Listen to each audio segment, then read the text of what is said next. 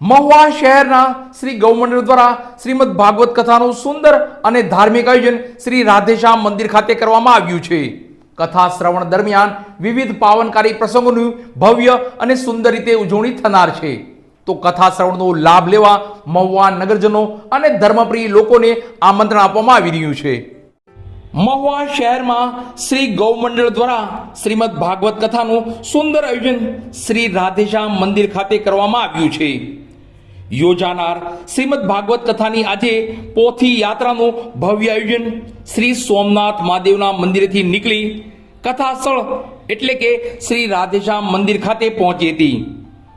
સૌરાષ્ટ્ર પંથકની આ ધાર્મિક ધરા પર હંમેશા ધાર્મિક કાર્યક્રમો થતા જ રહે છે અને અહીંના લોકો ધાર્મિક વૃત્તિના હોય આવા ધાર્મિક કાર્યોમાં હોંશભેરે જોડાતા હોય છે.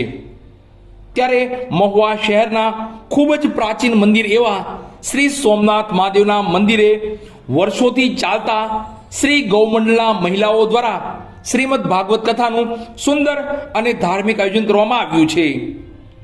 યોજાનાર શ્રીમદ ભાગવત કથા પૂર્વે શ્રી સોમનાથ મહાદેવના મંદિરે પૂજન અર્ચન કર્યા બાદ પોથી યાત્રાનું ઢોલ નગારા સાથે ભવ્ય આયોજન કરવામાં આવ્યું હતું.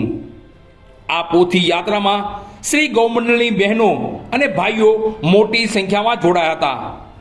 પોથી યાત્રા મહુવા શહેરના રાજમાર્ગો પર નીકળી અને બાદ કથા સ્થળ શ્રી રાધેશ્યામ મંદિર ખાતે પહોંચી હતી અને ત્યાં પણ પોથીજીનું પૂજન અર્ચન કરવામાં આવ્યું હતું. શ્રીમદ ભાગવત કથાના વ્યાસાસને શ્રી જયેશ દાદા મોટા જાદરાવાળા બિરાજી સંગીતમય શૈલી સાથે કથાનું રસપાન કરાવશે. શ્રીમદ ભાગવત કથાના શ્રવણ દરમિયાન વિવિધ પાવનકારી પ્રસંગોનું પણ ભવ્ય આયોજન થનાર છે.